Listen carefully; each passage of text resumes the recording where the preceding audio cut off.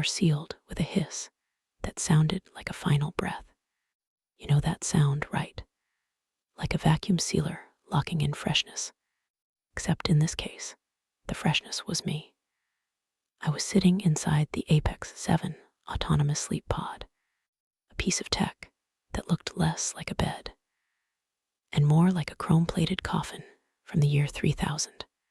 The marketing promised the deepest sleep known to man, a revolutionary neurosync technology that would fix your circadian rhythm in a single night.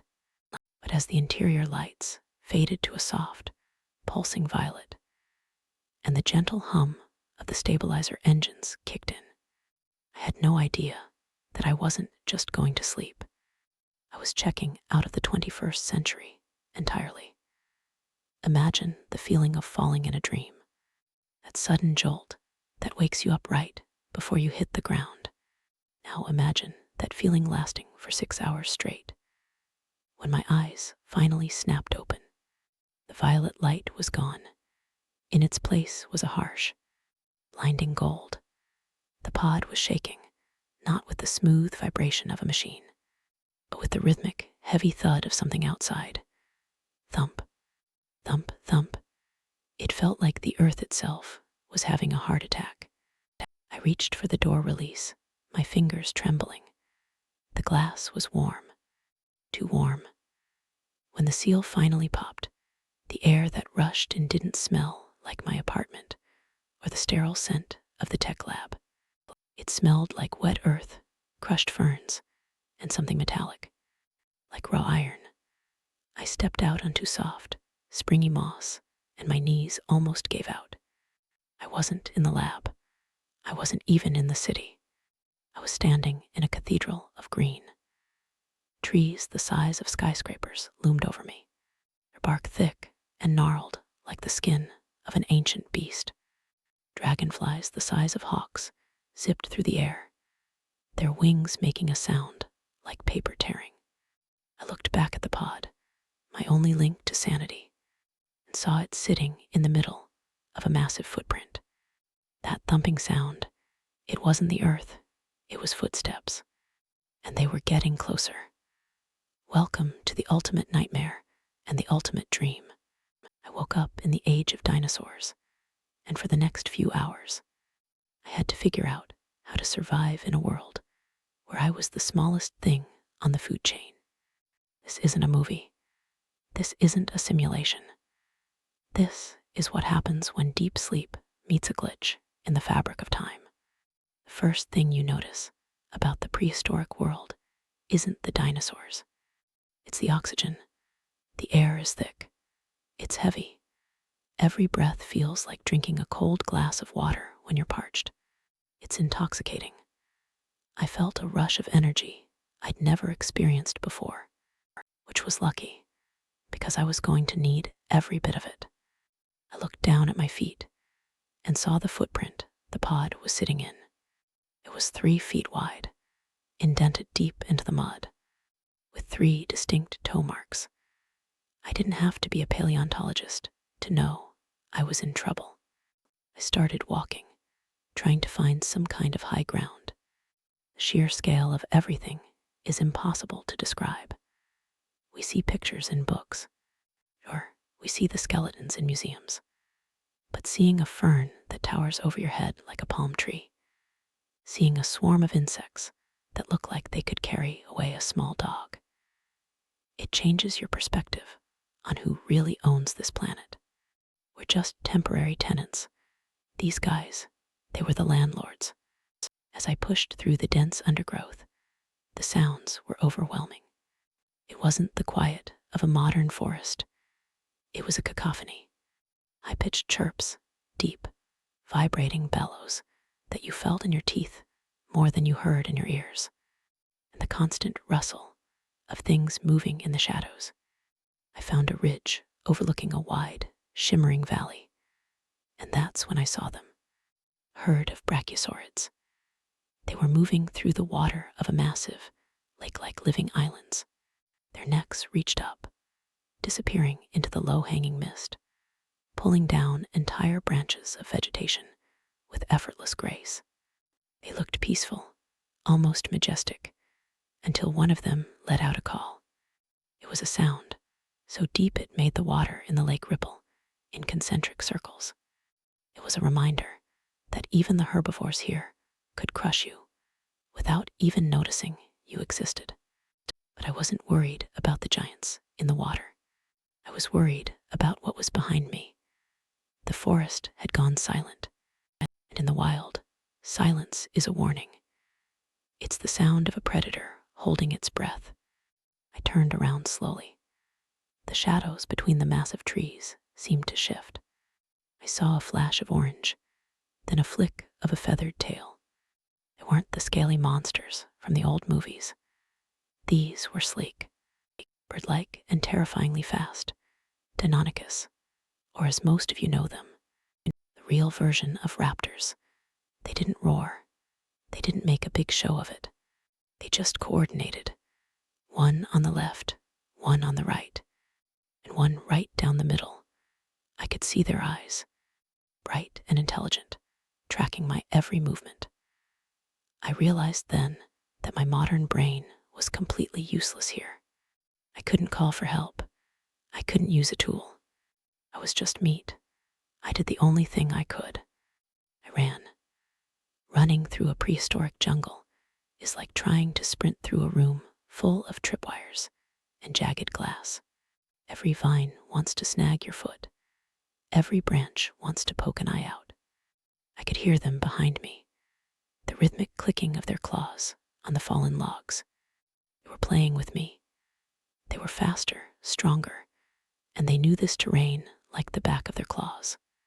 I scrambled up a steep embankment, my lungs burning from the rich oxygen. I found a narrow crevice between two massive boulders and squeezed inside. I held my breath, the scent of the damp stone filling my nose. Seconds later, a shadow passed over the opening, then another. I saw a clawed footstep right in front of the gap. Middle toe had a massive, curved talon that looked like a sickle. It tapped the ground impatiently. They stayed there for what felt like hours, though it was probably only minutes. I could hear them communicating in low chirps and hisses. They were smart. They knew I was in there, but the gap was too small for them to reach me. Eventually, a much louder sound distracted them. A massive crashing noise coming from the valley below. A territorial dispute. Or maybe something even bigger had caught their attention. Whatever it was, the raptors vanished as quickly as they had appeared. I stayed in that hole until my legs cramped up. When I finally crawled out, the sun was beginning to set. And if you think the daytime is scary, the prehistoric night is a whole different level of terror. The sky turned a deep, bruised purple, and stars started appearing that didn't look like any constellations I recognized. The air cooled down rapidly, and the sounds of the jungle shifted. The daytime bellows were replaced by eerie, haunting whistles, and the sound of heavy bodies moving through the dark. I needed to find my pod. It was my only hope of getting back. But the geography had changed in my head. Everything looks different when you're running for your life. I started trekking back in the direction I thought I came from, using the massive ridge as a guide. That was when I heard it. Low, vibrating growl that seemed to come from the very ground beneath my feet. I stopped. I didn't move a muscle. About 20 yards ahead, in a clearing illuminated by the rising moon, stood a tyrannosaur. Now listen. Forget what you've seen on the big screen. This thing it was a force of nature. It wasn't just big. It was solid. It stood there like a mountain of muscle and feathers, its head swaying slowly from side to side. It wasn't looking for me. It was looking for anything. It let out a breath that sounded like a steam engine releasing pressure. The sheer power radiating off that creature made my heart feel like it was going to burst out of my chest. I realized then that humans aren't the top of the food chain because we're the strongest. We weren't around when these things were. If we had been, our story would have ended in the first chapter. I watch it move, its movements surprisingly fluid for something so massive. It picked up a scent, turned, and vanished into the trees with a silence that was somehow scarier than a roar. I found the pod just as the moon reached its peak. It looked like a fallen star sitting in the mud. I scrambled inside, fumbled with the controls, and slammed the door shut. The hiss of the seal was the most beautiful sound I've ever heard. As the neurosync started to engage again, I looked out the reinforced glass one last time. A small, feathered dinosaur, no bigger than a chicken, hopped onto the edge of the pod. It tilted its head, looking at me with a curious, golden eye. It chirped once, tapped the glass with its beak, and then the violet light swallowed everything. When I woke up, the lab techs were standing around the pod, looking at their clipboards. They asked me how I slept. They asked if the neurosync had helped with my stress. I didn't say a word. I just stepped out of the pod and looked at my boots. They were covered in thick, dark mud, and a single, iridescent feather was stuck to the heel. Some people say time is a straight line. Some say it's a circle. But after that night, I think time is just a door. And sometimes, when we're sleeping, we leave that door unlocked. I haven't used the pod since. I prefer my dreams to stay in my head, not in the bushes outside my window. But every time I hear a heavy thud or see a bird move just a little too quickly in the trees, I'm right back there, in the green and the heat, in the age where the world was big and we were very, very small. You ever wonder what's out there in the dark parts of the woods? Or why some animals look at us like they remember a time when we were the ones being hunted?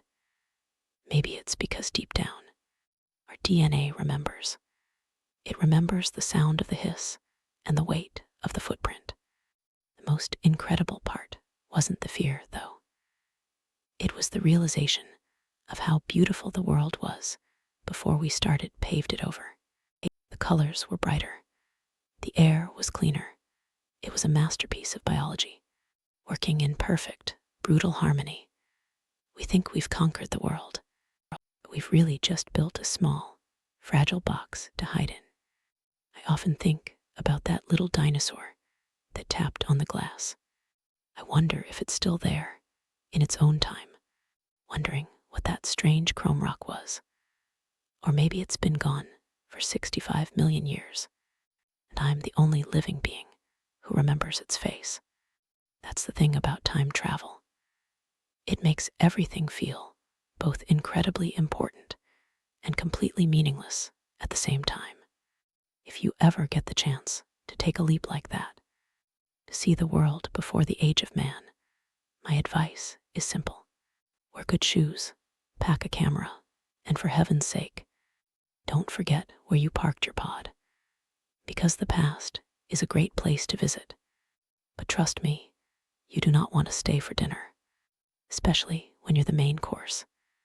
Looking back on those few hours, everything feels like a fever dream. The images of those massive brachiosaurids, the golden eyes of the raptors, the sheer, crushing weight of the T-Rex's presence. It all blends together into a single, vibrant memory. It makes the world I live in now feel a bit gray, a bit quiet. We live in a world of concrete and glass, of screens and schedules. We've traded the raw, pulsing energy of the wild for the safety of the cubicle. Was it worth it? I don't know. There's something lost when you take the danger out of life.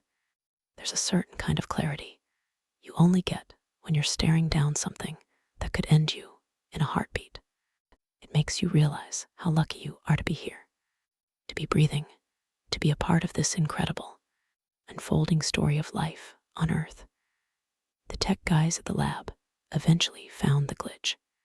Apparently, the neurosync had interacted with an experimental temporal stabilizer they were testing in the basement.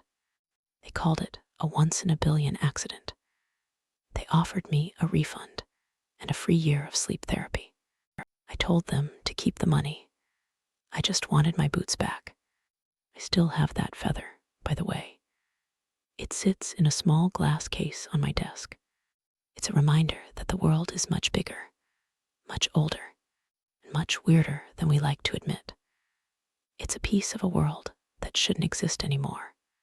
Yet it's right there, catching the light and glowing with colors that don't belong in this century. Sometimes, at night, I find myself looking out the window, past the streetlights and the skyscrapers, towards the horizon. I imagine the forests returning. I imagine the concrete cracking and the ferns growing tall again.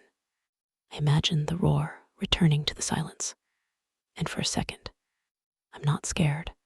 I'm just curious. Because the age of dinosaurs didn't really end.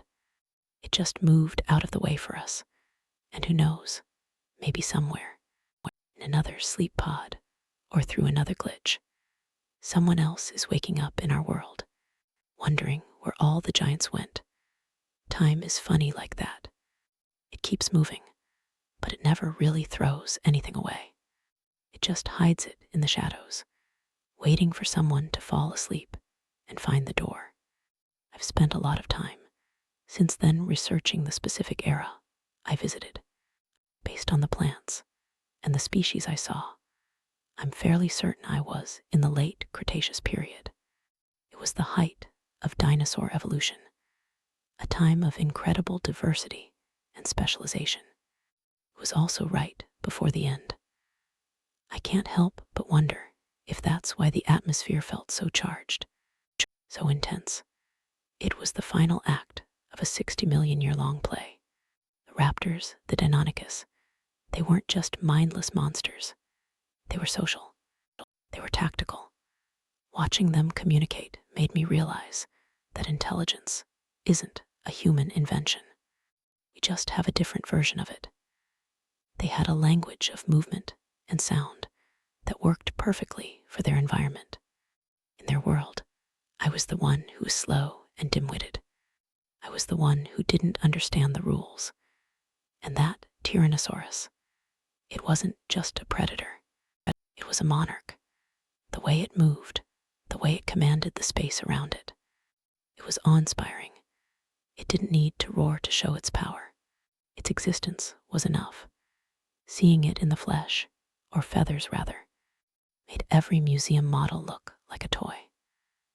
No sculpture can capture the way the air changes when a creature that huge moves through it, the way you can feel the warmth of its body from yards away. I've looked into the physics of what happened to me, to temporal displacement through neurosynced states is a theory that's been floating around the fringe of science for years. The idea is that the human brain, when placed in a specific state of deep REM sleep, can become a sort of antenna. If there's a localized ripple in spacetime, say, from a high-energy particle accelerator or an experimental stabilizer, the mind can theoretically dock with another point in time. Usually, this just results in weird dreams, but in my case, the pod's physical shielding was compromised by the lab's equipment. It wasn't just my mind that traveled. The pod and everything in it got pulled through the rift. I'm lucky the return trip worked at all. If the stabilizer had shut down while I was out there, I'd be a fossil by now. Just another mystery for future humans to dig up and wonder about. Here we have the remains of a 21st century human, found inside a chrome-plated container in a layer of Cretaceous rock. Clearly, the aliens were involved. I can see the headlines now. But in all seriousness, the experience changed how I look at everything. I see the mountain of muscle. I see the golden eye. I see the king. And I think I saw you. I remember you. I also think about the fragility of our own era. The dinosaurs ruled for millions of years. We've been here for a fraction of that. We've already managed to change the planet in ways they never could.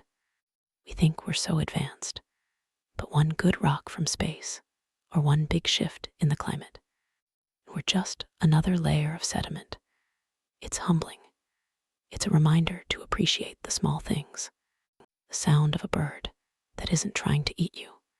The feeling of a breeze that isn't thick with the scent of ancient swamps. The pod still sits in the lab, I hear. They've decommissioned it. Of course, it's a liability now.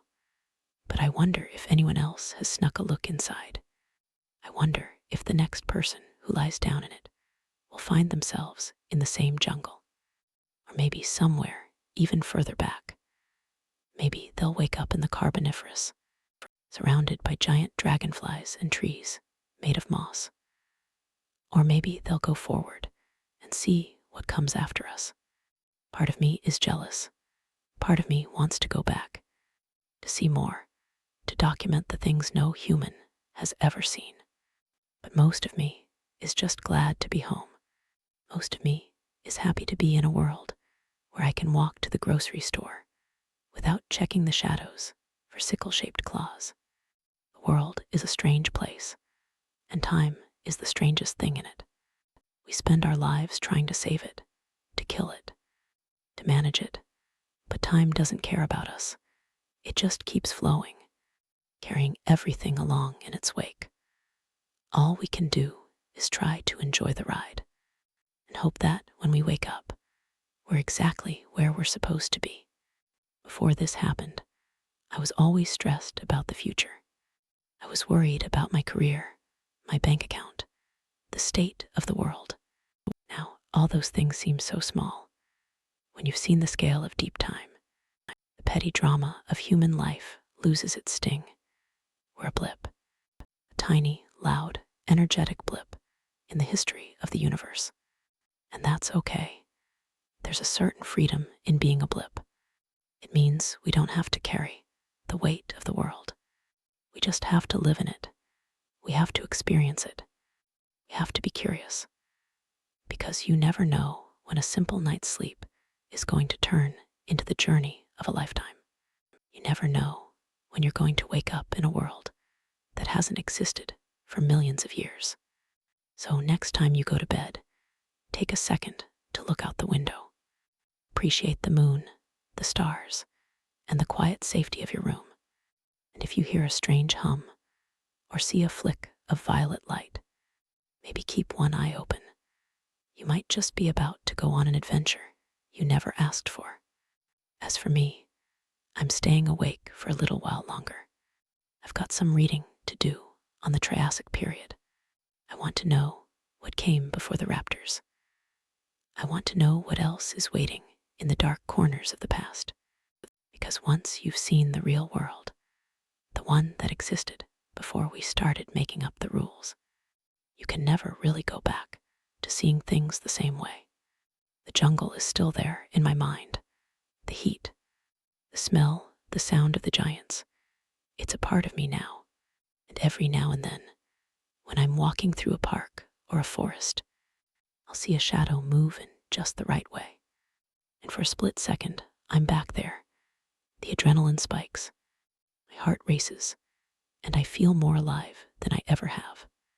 That's the real gift of the pod. It didn't just show me the past. It showed me what it means to be alive in the present.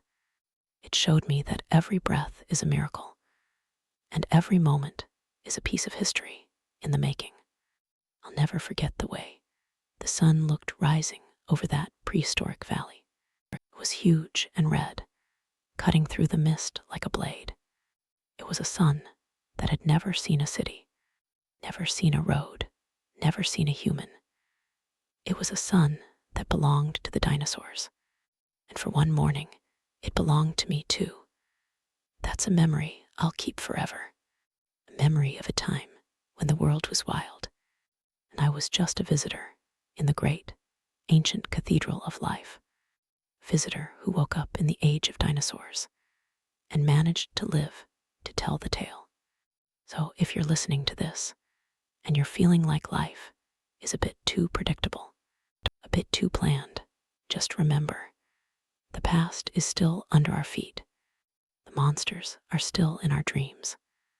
And the door to the unexpected is always just a glitch away. Stay curious, stay alert, and whatever you do, don't let the raptors catch you. I think about the scientists who built that pod. I wonder if they had any idea what they were actually tapping into. They thought they were just manipulating brain waves, but they were actually poking at the foundation of reality. It's a classic story, isn't it? Humans tinkering with things they don't understand.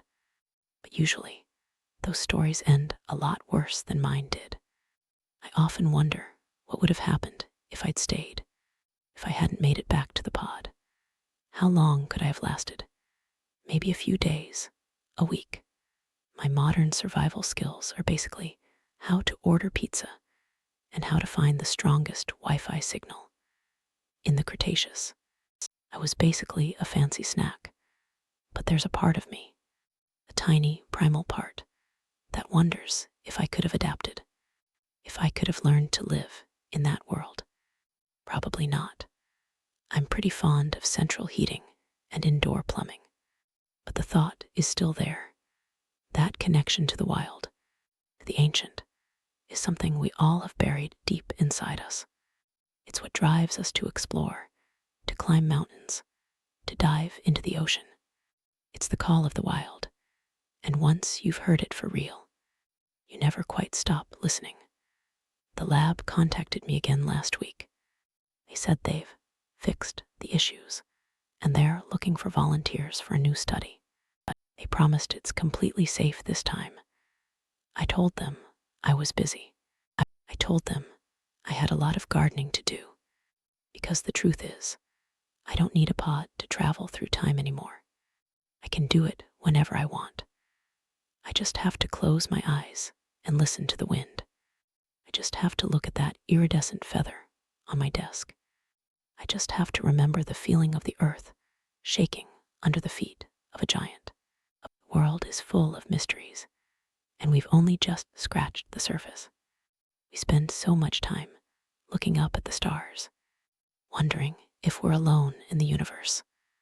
But we forget that right beneath our feet, there are millions of years of history, millions of species that had their time in the sun and then vanished. We're walking on the bones of giants every single day. If that doesn't blow your mind, I don't know what will. So here's to the dinosaurs. Here's to the giants, the predators. Here's to the past that's never really gone, and the future that's always waiting to be discovered. And here's to the next person who decides to take a nap in a chrome-plated pod. Good luck, you're going to need it. I sometimes think about the raptors. I wonder if they're still there, in that same spot, waiting for the chrome-plated rock to come back. They were so smart, so calculated. Maybe they recognized that I was something different. Maybe I'm a legend in their world now, the strange, soft creature that appeared in a flash of light and then vanished into the violet haze. It's a funny thought, but then again, everything about this is funny. Life is funny. Time is funny. 1 minute you're worrying about your taxes, and the next you're playing hide and seek with a prehistoric killing machine. It puts things in perspective, you know. I've started spending more time outdoors, not in the city parks, but real woods, places where the grass is tall and the trees are old. I like to sit and just listen. I like to imagine what it would look like if the clock started ticking backward. I like to feel the connection to the earth, the same earth that supported the weight of the tyrannosaurs and the brachiosaurids. It's a peaceful feeling, in a weird way. It makes me feel like I'm part of something much bigger than myself, something that's been going on for a very, very long time. And it makes me feel like whatever happens in my little human life, the world will keep on spinning, the life will keep on growing, the story will keep on being told. So That's my story. I woke up in the age of dinosaurs, and I came back different. I came back with a new appreciation for the world, new respect for time, and a very healthy fear of anything with more than 2 rows of teeth. I don't know if anyone will believe me. Most people probably think I'm just making it up for the views, and that's fine. You don't have to believe the story to appreciate the message. The world is a beautiful, terrifying, amazing place. Don't take it for granted. Don't spend all your time looking at a screen. Get out there and see it for yourself. Just maybe avoid any experimental sleep pods for a while, at least until they get the bugs worked out, or the raptors. I'll see you in the next one, unless I decide to take another nap, in which case I might be a little hard to reach for a few million years. Keep an eye out for any strange tracks in the mud, and if you see a T-Rex, tell him I said hi. On second thought, maybe just run. Yeah, running is definitely the better option. It's funny how the mind works. Even now, weeks later, I still find myself checking the corners of my bedroom before I turn out the lights. Not for burglars or ghosts, for shadows that move with a bit too much intent, for the sound of a clawed toe tapping on the hardwood floor. It's a habit I can't seem to break. The lab sent over a report a few days ago. They called it a spontaneous, localized temporal anomaly. A fancy way of saying they messed up and don't know how to explain it. They offered me another settlement, provided I sign a non-disclosure agreement. I haven't signed it yet. I think people deserve to know what's possible. I think we need to be reminded that we don't have all the answers. We live in an age where we think we can control everything. We have apps for our sleep, apps for our food, apps for our relationships. We think the world is a riddle we've already solved. So my trip to the Cretaceous proved that the world is still full of wild, uncontrollable magic. It proved that we're just at the beginning of understanding how the universe really works. I've been looking at my boots lately.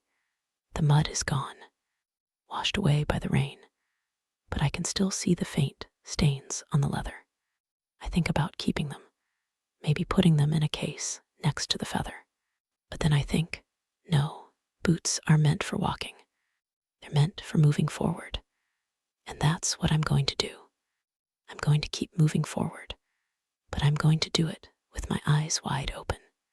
I'm going to look for the stories in the stones and the memories in the trees.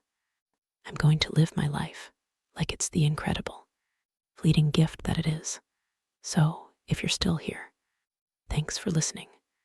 It's been a wild ride, and I'm glad I got to share it with you. Life is an adventure, whether you're in the 21st century or the 65 millionth year BC. Make the most of it. Stay curious. And always watch your back in the tall grass.